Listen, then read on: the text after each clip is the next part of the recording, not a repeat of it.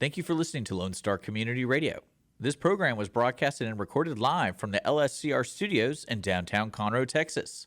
Lone Star Community Radio is supported by listeners like you. Donate and sponsor today. For more information on getting involved with Lone Star Community Radio, contact us at lscrstudios@gmail.com or visit us online at www.irlonestar.com. Well, good morning, ladies and gentlemen, and you are in the right place if you want to listen to the weekly business hour. Thank you for joining us today. I think we have a really good show lined up for you. Lots of information, lots of education, and lots of opportunity to talk about issues that we feel, that I feel, and hopefully you feel are important to you in your business.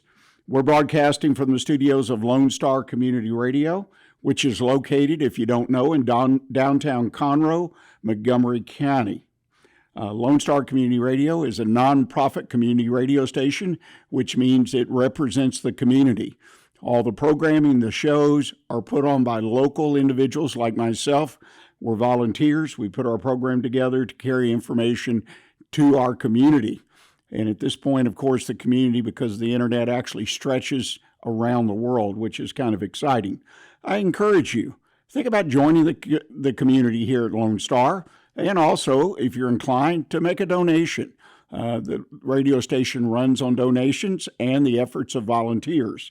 So think about it, Lone Star Community Radio. Check out their website at irlonestar.com. That's irlonestar.com, and you can join the community. Well, a quick thought of for today. I was reading some articles over the past weekend, doing some research as we wind down with first quarter, is in the books, and looking at some of the challenges that small businesses are reporting around the country. What areas are giving them a real challenge? And one of the ones that popped up that I thought was kind of interesting was supply chain. The supply chain continues to be a little weak for many businesses, the place where you buy your supplies, your equipment, the needs of your business, otherwise known as the supply chain. It took a big hit, if you recall, back when COVID hit, because of the transportation, the production, all the things that COVID disrupted. Small businesses oftentimes were left scrambling to find, again, the supplies, the inventory, the equipment they needed to continue in business. And that is kind of, it worked its way out for a year or two, and then, but I don't think it ever really got back to the norm, which means you could pick up the phone or go on your computer and send in an order, and it would be delivered according to terms, whether it was a week, overnight, or next month. There's been a real push. And now, in a recent survey conducted by the U.S. Chamber of Commerce, 63% of business owners have made changes in their supply chains in the past 3 years because they were unable to get the types of supplies and get that, I'll call it, on-time delivery. So I encourage you, don't be afraid. I find too many small business people are afraid to look at alternatives. It's important that your supplies come, that you don't have to maintain that extra inventory just in case the delivery doesn't arrive next month or doesn't arrive on time. Look for alternatives. It takes a little bit of effort, but ask around. Go to your organizations, your Chamber of Commerce's. Look for other suppliers that might be able to supply you and do it in a manner and at a cost. And that's a big issue, and we'll talk about that at another session of the Weekly Business Hour. The inflationary pressures and the cost are just climbing, and it pays to shop for that reason, if nothing else.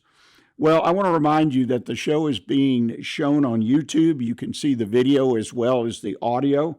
I'm one of those type of people I like to watch, even if it's just a couple guys exchanging and having a conversation when I listen. Somehow it makes it more effective for me. So keep in mind, you can go to YouTube, look up the page for the Weekly Business Hour, and you can click the button and you can watch real time as we do this show. Also, a reminder, email me, send me your questions, send me your observations, your comments, constructive criticism about the show. One of the things I look for are questions about something in your business that you're looking for some input from. We'll, on occasion, do a mailbag segment, and we actually take your issue, put it on the air, and we talk about it. I do answer every email personally, so if you ask for a piece of advice, I'll give you my best shot at it. So please, Rick at irlonestar.com. That's Rick at irlonestar.com. Well, we've got a special guest here, and I call him special because he's a really bright individual, makes a wonderful delivery, and he always brings a lot of solid, useful advice to the table. And we're going to have another conversation today with Chuck Knabusch, and we're going to talk about some things in the small business world.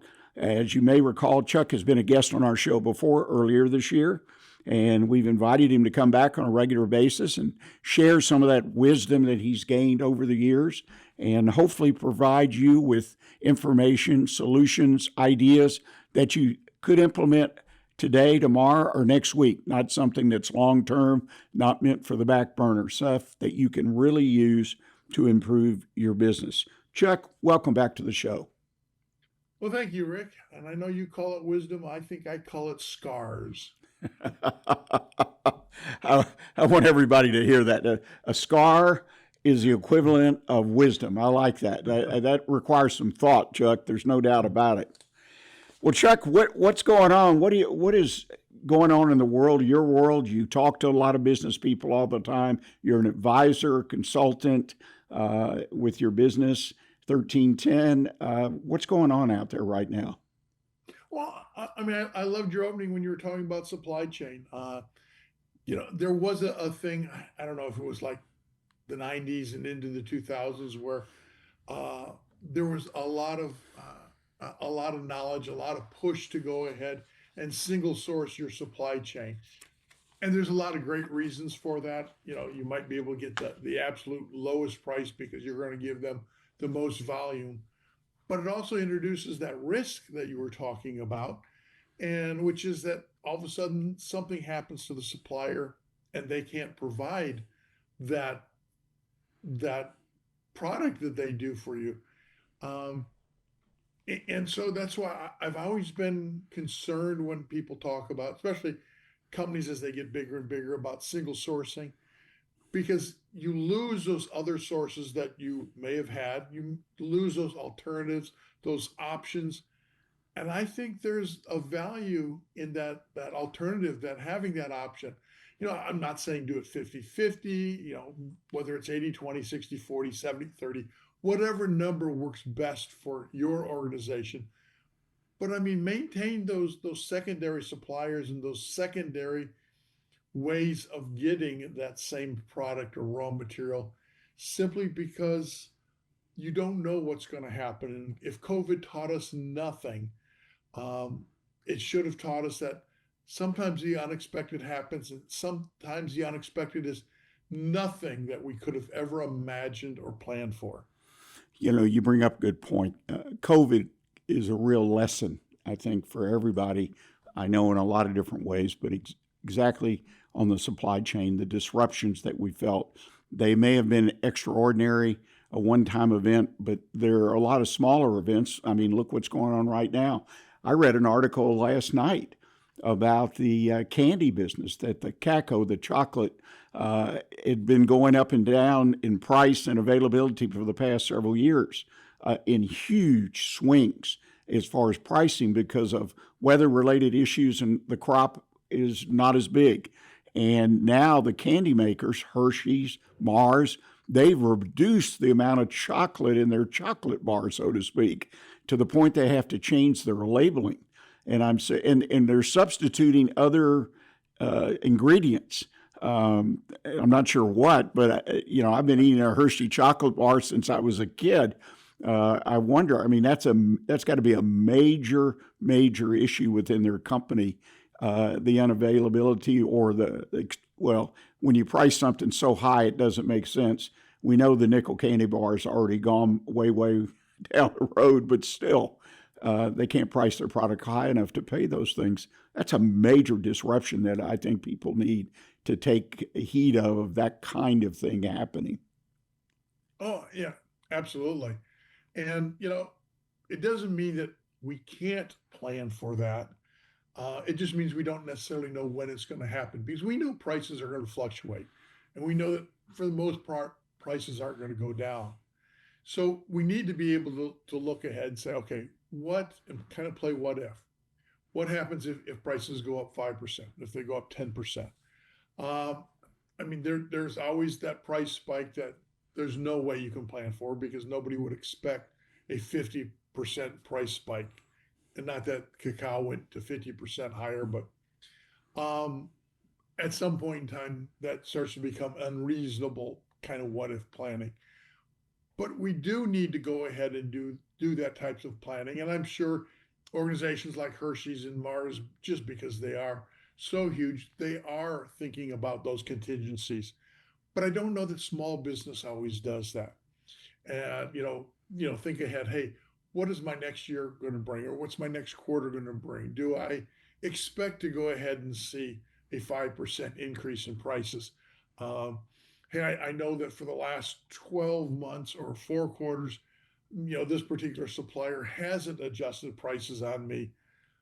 Probably means it's coming sooner rather than later. We might not get the exact timing down, but we can go ahead and start to plan and figure out what the contingency is if they do that, and what it's going to go ahead and do to our business, and then ultimately to our customers. It's an interesting too, and there's a new attitude or psyche out there that I see in general in business. For an example, price increases, inflationary numbers. We talk about inflation of 3.5%, like it's the end of the world, and yet I grew up in my early years in business, and we experienced double digit, almost pushing 20% at some point. And there are countries, as you know, around the world that it's 1,000+% sometimes. You wonder how people survive that extreme. But in this country now, 3.5%, and I guess the rest of Europe and places like that, it's almost like the end of the world. Your product is, it's 3.5% inflation. By the way, the chocolate prices went from, I believe, 12,000 a unit up from around 2,000 or less. And now then they drop back below 2,000, then they jump up. It's quite a ride. But anyway, what do you make of the fact that we are, in my opinion, really overly sensitive to this low or historically low rate of inflation as far as when we get all upset about inflation? I know we've had a number of years now where inflation has been 2% or down. Because to me, it can lead to bad decision making. It's almost like a panic. Oh, it's 3.5%. The world is coming to an end. What do you make of all that? Well, I mean, first of all, we've been blessed with low inflation for a lot of years. But unfortunately, that blessing has a dark side, and that's we got comfortable. Some might say we got a little bit lazy and not looking ahead, not remembering what we had. I mean, not to try and get political, but yes, I suspect you were talking about the Carter years when we saw some huge inflation numbers. Um, and you know, the problem is a lot of the younger generations don't remember that. They don't understand that concept. And it's on us, the older generation, to go ahead and remind them, hey, this isn't just a great story. This isn't a scare tactic, but life does still need to go on, whether inflation is a little bit higher, a little bit lower, and we need to be prepared for it. And then we need to figure out what are our strategies to prepare for it, and what are we going to go ahead and enact when that does happen. Because, you know, things come in cycles. I suspect, greater inflation may be coming again at some point in time in our future. We can't count on, the 0%, 1%, 2% inflation. 3% still, 3.5% still not a bad number. Um, Overall, when you go ahead and you're right, look at other countries, look at places that have 20%, look at places that have 1,000% inflation. and somehow they deal with it. It's not pretty, but how do we go ahead and deal with what we've got and what could happen in the foreseeable future? I mean, there's a lot of always indications out there. I mean, we just heard that the Fed is talking once again about the possibility of raising rates a little bit here and there rather than lowering rates or keeping a hold on them. So the signals are there. We just need to be listening for them and planning for them. Yeah, and again, I feel that planning's gotten harder because what I call the emotional quotient of reaction to people and markets to these very acceptable numbers, in my opinion, is just amazing. It concerns me if we're driving ourselves too much on emotion. Again, bad decision making follows shortly thereafter, and it is an interesting situation. One of the things I want to tell my listeners or make them aware of is that you are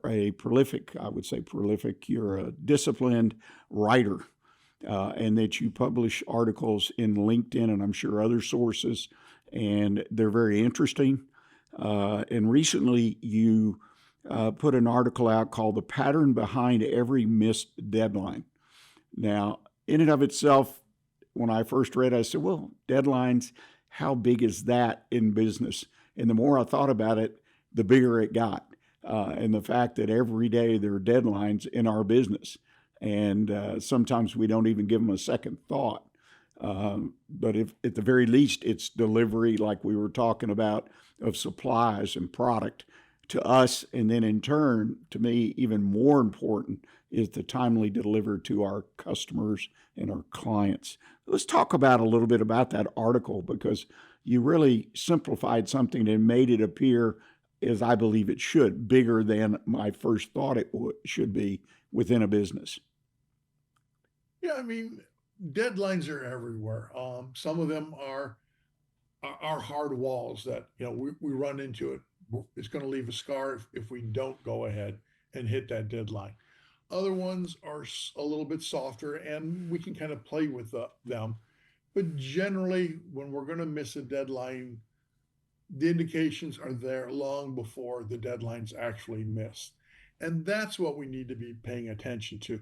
Not the point of when the deadline's missed, but long before. So we can go ahead and either make adjustments, we can go ahead and be transparent and let others know so they can go ahead and make adjustments. But it doesn't happen at the moment that the deadline is actually missed. And I think that was the key thing I was trying to get out with that article. Yeah, it makes a lot of sense. It made me remember some things I observed early in my career in the family business. We offered same day service. If you brought in the garments before 9 o'clock, you could come back after 5 and get them. And then, of course, typically it was next day, but we built a rhythm because a lot of the money that you made in the industry was through the efficiency of the production process, right? Which you're very, very familiar with that aspect of business. But we also offer, for marketing purposes and customer service purposes, 1 hour service. So when you got a 1 hour order, which was very rare, a lot less of 1 hour orders, I never understood why there was as few as they were, but when they came in, you talk about missing deadlines. That became an issue within the production flow because it was extraordinary, and it got to the point that it was determined the only way to make that exception, which again was marketed and advertised, work, was for the manager of the facility to personally follow that order through production, almost like hand carrying it all the way through, which took him or her away from other responsibilities. So there was some debate whether we needed to continue that, which had been around for 50 years. Those kind of exceptions sneak up on you. And then, because the point was 60 minutes later, we're supposed to deliver it. Now, the customer may not come back for 3, 4, 5 hours, but their order was there and waiting on them an hour after they dropped it off.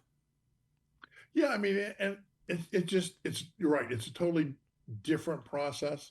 Do we go ahead and allow that process to be disruptive of all our other operations?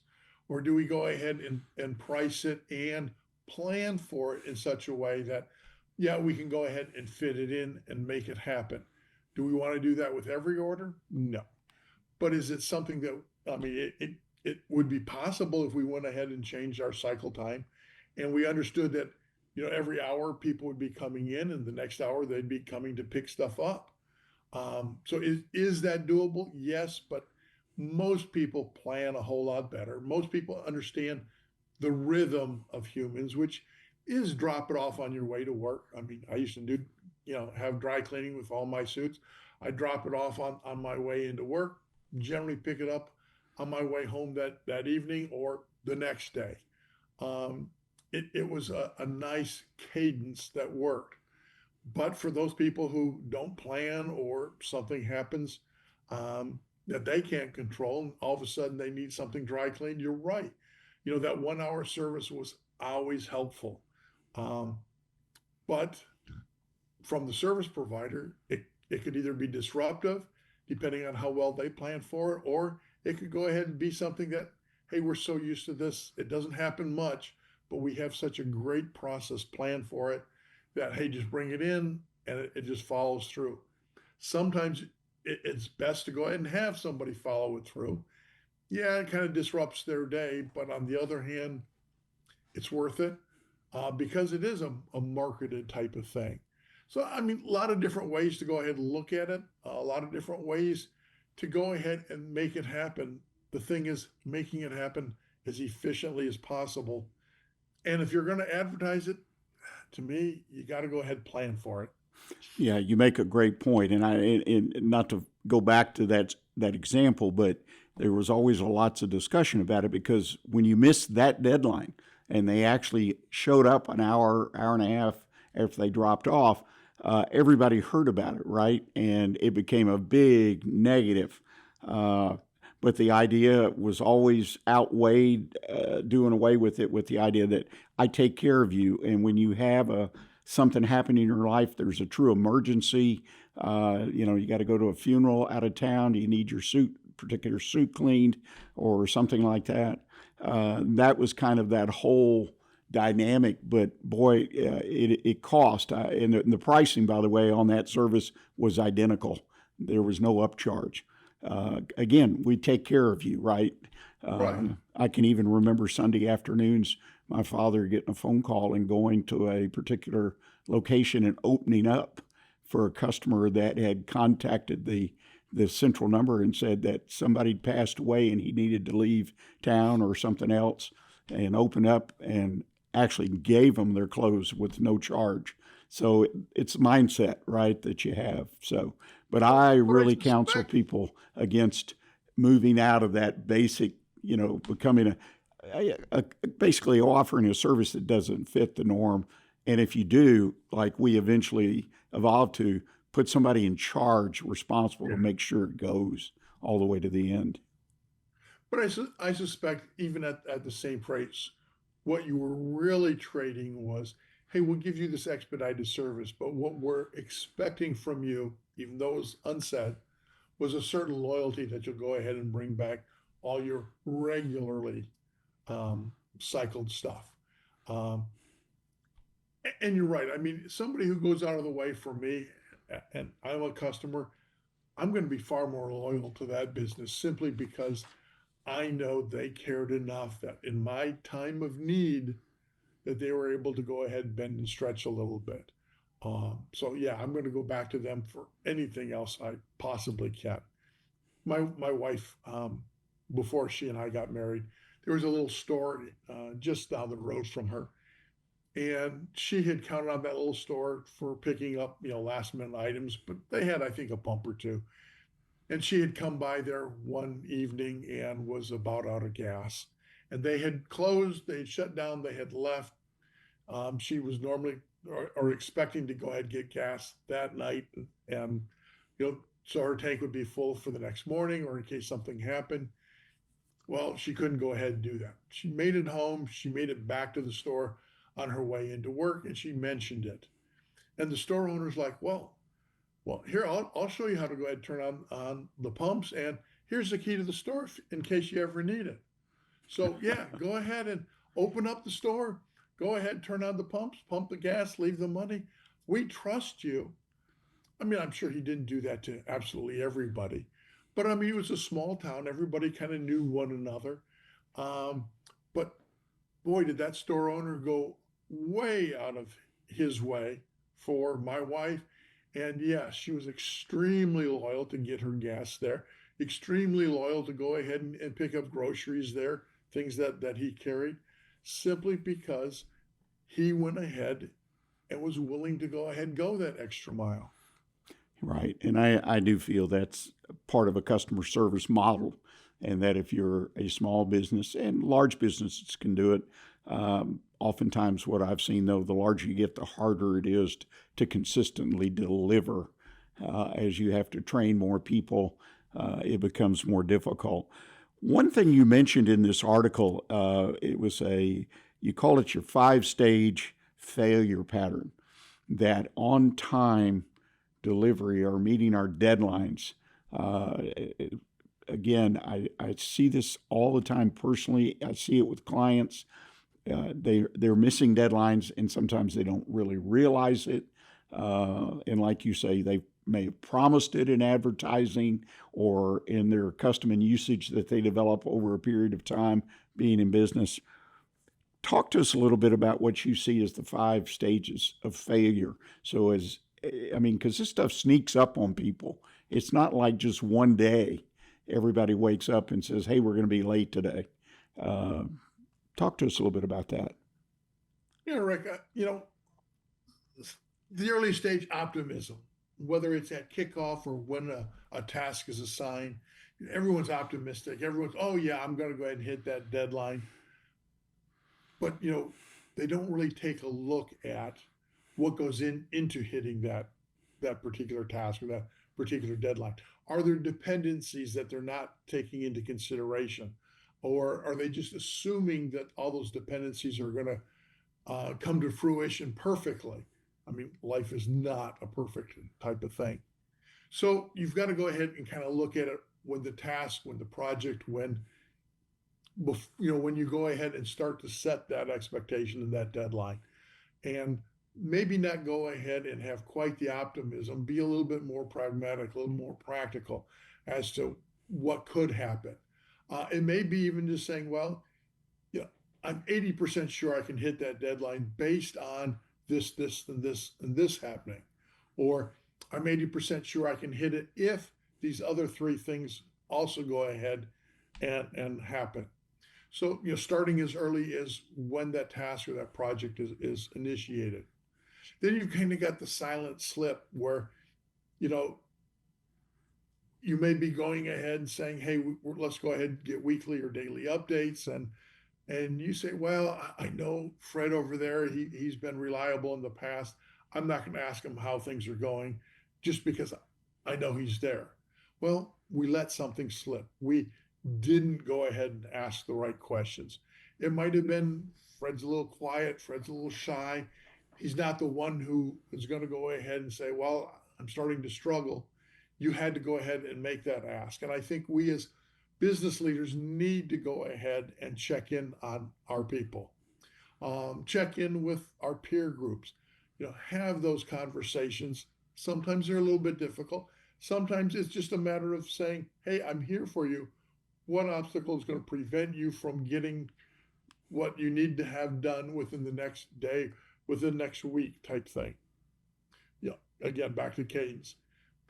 Because the third level is kind of that panic when we know it's going to go ahead and fail. I mean, and sometimes that's not until right that very last second or right until that deadline.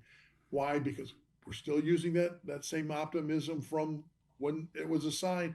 Well, I can still get it in. I think I can do it. Instead of going ahead and having the realization saying, it's 80% not going to happen. Might get lucky, but realistically, 80% probability it's just not going to happen. And then, of course, you've got the miss, which, it's really all about what did we go ahead and what were we looking at? A lot of times we're looking at a lagging type of indicator at that point in time. Because once you've missed, everybody already knows it. What we want instead is to get a leading indicator. So we can find out about the miss long before it happens rather than after the fact. And then of course the fifth level is that post-mortem blame, that finger pointing. We're all guilty of it. Um, so maybe instead of doing that post-mortem blame, and not that it's not needed, after action reviews are very, very good. Do a pre-mortem review saying, okay, if we miss this, what's going to happen? Because again, we start getting in that planning mode. We might temper our optimism just a little bit, but we're going to start looking at things. Okay, if this misses, or if this misses and this misses, what does that do to our impact on the customer, our impact on efficiency, or our impact on some of our other performance numbers? And get into, let's look ahead, let's understand our dependencies rather than wait until after the fact and say, well, it happened. You bring up some really good points. And again, this, to some listeners, this may sound a little heady, but it really isn't. Because again, I grew up in a business where deadlines were critical. They were every day, and we knew about them immediately because either the production line was empty, things had been processed through. You could literally go back and say, hey, there's an order still hanging here. Where does it go? And well, it missed the truck, right? So the system had that built-in control, which goes, pre-mortem. This is before the customer ever knew it was late, but I had to get my car and drive it to the other location to make sure it was there if they actually came in to pick it up. Sometimes they did, sometimes they didn't. They came. But I think you make some wonderful points. Ladies and gentlemen, we're going to take a short break, and then we'll come back and talk a little bit. One of the things, Chuck, you pointed out in this article is the impact or the responsibility of people versus the process. And I think a lot of owners, managers miss that. Well, we missed the deadline because Joe was, late to work or whatever, on and on, when it's actually the system itself that we have put together the process. So let's take a quick break, ladies and gentlemen, and please stay with us, and we'll be right back with you. Car enthusiasts of Conroe, FM 104.5 and 106.1 Lone Star Community Radio invites you to shift into gear every Monday from 1 to 2 with Cruising Car Club Talk with Robert and Randy for news on all things automotive in the greater Houston-Conroe area. Can't make a live show? We've got you covered. You can find all of our uncut content, including full episodes on Spotify, iTunes, Play Store, YouTube, Facebook, and irlonestar.com. Again, that's Mondays 1 to 2, Cruising Car Club Talk with Robert and Randy. See you there. Well, thank you, ladies and gentlemen, and welcome back to the Weekly Business Hour. I want to remind you that if you live in the Conroe, Montgomery County area and would like to be a sponsor of the show, it's a way for you to sponsor the community radio station here. It's actually a donation. You're listed and shouted out as a sponsor and supporter of community radio as well as the Weekly Business Hour. So please consider doing that. We love to have the businesses in the area, love to talk about them and bring them to the forefront. All you need to do is send me an email, Rick, R-I-C-K, at irlonestar.com. That's Rick at irlonestar.com. It's an easy process, and we'd like to have you as a sponsor of the Weekly Business Hour. Well, Chuck, when we went to break, we've been talking about the process of failure and missing deadlines. You pointed out in this LinkedIn article, which I refer people to, and we'll talk about it at the end where they can go read it and get all the great detail. But you talk about the system failure map, is what you call it. But you claim the hardest part about a missed deadline is it's never a people problem. And I think there's some business owners out there that would disagree with that. So let's talk about it. Well, I mean, we can certainly get frustrated at the person because we assigned them ownership. But did we go ahead and really look at what we were doing when we assigned the ownership? Did they understand what that ownership was? I mean, a great example I have, I was working on a project to decrease lead time, and see how much we could go ahead and reduce our order cycle time for our customer. We knew that we had 6 months to go ahead and work on the project. It was going to be a huge cross-functional project. Everybody was supposed to go ahead and be on the project. I think it was like 50% of their time. So I went around to all the various sponsors, all the various potential team members and their supervisors, and said, hey, we're going to go ahead. We need Mary, we need Fred, we need whoever, but we're going to need them at about 50% of their time. And I got a lot of, oh yeah, sure, absolutely. But nobody kind of thought through what 50% of their time meant, because nobody's sitting around doing nothing 50% of their day. So we were, I don't know, maybe 4 months in, and pressure was building because their other work wasn't getting done, because they were only allowed to go ahead and put about 50% of their effort into it. And I mean, they weren't looking for overtime. They weren't looking to work late. So that wasn't the issue, but yet nobody had taken 50% off their plate so they could go ahead and work on this lead time reduction project. And yet all of a sudden, we got 4 months into it. It's like, we've got to go ahead and call a halt. And I'm kind of confused. I was project manager at the time. And they're like, I'm like, why? We had communicated this up front, but what I had failed to do, or what as a system, is to ensure that all my team members, that their time had been really not just committed, but that something had been taken off their plate, so they had that 50% availability. So it wasn't that the people, yes, they were burning out, but it wasn't that the people's fault. It was those supervisors. It was working with them ahead of time to ensure that 50% commitment that was made was really a true commitment, was that they had 50% of their work taken off their plate so they could go ahead and do this other project, because of the value that it would go ahead and ultimately bring.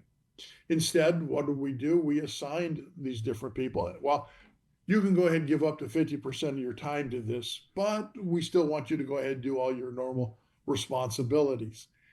And that was a system issue. It really wasn't the people who were trying to go ahead and turn in the work. In fact, that's why they got burned out, because most of them were working after hours, trying to go ahead and do both. The people wanted to go ahead and give that 100% effort, and they were being asked to give 100, 110, 120%, 150%, because we had added 50% more onto their plate. And then we wondered why it kind of spilled off and fell off, and it got frustrated.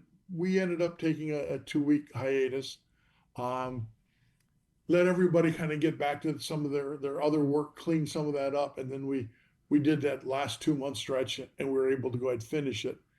It did take 2 weeks longer than that 6 months that we had wanted, but realistically, it wasn't the people. They were dedicated, they were hardworking, they were focused. The problem was we didn't create the system around the people to allow them to go ahead and be successful. So being frustrated by the individual, yeah, I mean, that's fair to a point, but it wasn't fair to the point because we didn't go ahead and take the workload off their plate to give them this new 50% commitment. One of the other interesting things I picked up, because you're talking about evaluating, you put a process or change things up and you added 50% and didn't go through. One of the things I learned, and this is at the very basics, was that when we took clothes in, we wrote a ticket up, and we wrote what, one red shirt, one or 2 pair of tan trousers, whatever, all this kind of, and that passed.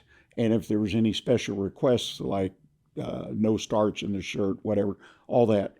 And that went all the way back. That was done at the front of the process. And then at the end of the process, the people that were reassembling the orders and do it, they had to rely on that ticket as well. And once a year for a full day's shift, we would swap those 2 positions, so that if I was up front, I could see what I was doing the impact on the back. And if I did something a little different, or this, like I unbutton the buttons on the shirts, the collar buttons like I have on this shirt, it made a huge difference, because otherwise the people that were pressing the shirt had to stop. And these people are pressing 1,000, 1,200 shirts a day in that process. And I had to stop. And you've seen that in production lines, but the idea that I am tweaking that process so that everyone can hopefully have a better understanding of the expectation. And so at the end of the day, everybody hadn't gone home, and the checker, as we call them, is still there trying to check down all the orders and get them to the trucks, which are waiting, because of little things that were done that were not really built into the process. Very interesting. Rick, I mean, we used to call that walk a mile in my shoes. Yeah. And we used to go ahead and have programs where we would try and do those job swaps periodically, regularly. And it may not be, on a bigger thing. It might be, well, we're just going to let this person do it this month, and the next month, just for a day. And next month, we're going to have somebody else do it. Because sometimes a year gets to be a long time, and you kind of forget about what you've learned. But by doing that, whether it's once a year, once a month, or whatever, you start to go ahead and understand what your product, your service, what you're producing, how it impacts the next person in their process. And what they start to go ahead and see is, well, if we could only do this up front, this would go ahead and help me at another step. So absolutely, I think it's great to go ahead and do job swaps like that, to go ahead and better understand what you're doing and how it impacts your customer, whether that's the ultimate customer or not. It just may be another step in the process. And the thing about what we're talking about, it may sound to the listener like, well, you've got to have a number of employees for this to make sense. No, you don't. It could literally be you and one other full-time employee, and you think you know what the process is, but there's something little missing that makes it a big problem for them, and they don't say anything to you, or you have 4, 5, 6, 8 people doing things. One of the areas that gets a lot of attention on this is customer service. As far as taking inbound calls, people have concerns, complaints, questions, and the training of whoever picks that phone up and how they present themselves, so it doesn't hopefully become a bigger issue, simple miscommunication or whatnot. Businesses tend to spend money there, but they don't look at the rest of the core business of how things flow through that business. And I think that's something we all need to take stock of. Maybe more than once a year, like you say. Well, because a lot of our problems that we find aren't with, as I said, with people in that particular article, but it's with the system that we've put in place. And sometimes we need to step back. Another great example that I think everybody can relate to is, the sales team, whether they're one person or they're 100, whatever, we may give sales incentives. Hey, sell 3 cars, this week. We'll give you, I don't know, $100 bonus. Sell, 40 cars in this quarter, you get a different type of bonus. But if you have to then look at the full system and say, okay, does a sales incentive then go ahead and cause manufacturing or operations a problem, because all of a sudden we've got this spike in demand type of thing. So a lot of times we need to go ahead and take that step back. And say, okay, if we're giving a sales incentive, are we robbing from next quarter, next month, next period stuff to pull orders in? And if so, how is that going to impact our operations group that's delivering, whether that is a product or a service? And, those types of things really aren't people issues. Those are system issues. And that sales incentive might have been something that was necessary back trying to get out of COVID, but it may not be something that's necessary now, or we need to look at it from a more systemic approach and say, okay, how do we go ahead and raise sales, but do it in a consistent manner so it doesn't go ahead and kill operations? Because that's that whole getting back to where we started with the supply chain. That's that whole bullwhip effect that then affects our suppliers and possibly their suppliers because, hey, I had a spike because I've done a sales incentive. I'm going to require more from my suppliers than what they're used to supplying. They're out of it, which causes an outage for me, which causes an outage for my customers.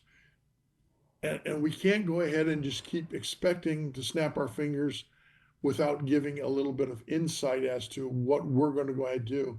So if you're looking to have a sales incentive, a month before quarter end or something, let your suppliers know. Make sure they're aware that you might see the spike in usage, so therefore they can go ahead and provide for that spike in raw materials. Yeah, you make a wonderful point. You just have to watch the car industry. Yeah. At any given time, the supply and demand. I think I would have pulled all my hair out if I was in that industry and responsible for balancing supply and demand. Like you say, it's always a difficult challenge for them, it seems like. Well, Chuck, as we wind down, lately I've been talking to pretty much to anybody I sit down or meet and talk about business. I've always got to ask, because I'm on the lookout for anything new AI. I'm looking for tools. Somebody will tell me about, well, we're using this and it did this for our company. And because the challenge for small businesses is to find the tools. They're confused. They don't know. And I think one of the big challenges, and unfortunately a downside, is when a small business buys a new software, say, whether it's for accounting or whatever, it's always got the potential to really wreck the business, the implementation, and then it doesn't work, then they have to back out, and it just messes up. AI tools the same way. Anything you've come across recently, a tool or an approach that impressed you that I pass on to the listeners as well as people I know as I go about my business? Well, I mean, there's a guy that I came across early in my career, a gentleman by the name of Tim Luco. He has recently wrote a book called Move. It's all about using AI in your strategic planning. I mean, for a lot of bigger companies, maybe even mid-sized companies, strategic planning is kind of that 3-month, 6-week type process because you go out and you figure out, well, what is it I want to do? What is it the market wants to do? I have to go out and do research. Even small businesses may go ahead and connect with consultants to say, hey, I need to kind of understand what the bigger market's doing. Then they might meet with their own executives to say, okay, this is what we want to do. They make some assumptions and then they go back and have to do some more research. It can be an iterative process. It can go ahead and be a very time-consuming, resource-consuming type process. Tim, in his book, talks about how you can go ahead and really knock that down using an AI. I mean, he cautions you, don't put your specific numbers in there, especially in public AIs, which then could possibly get shared elsewhere.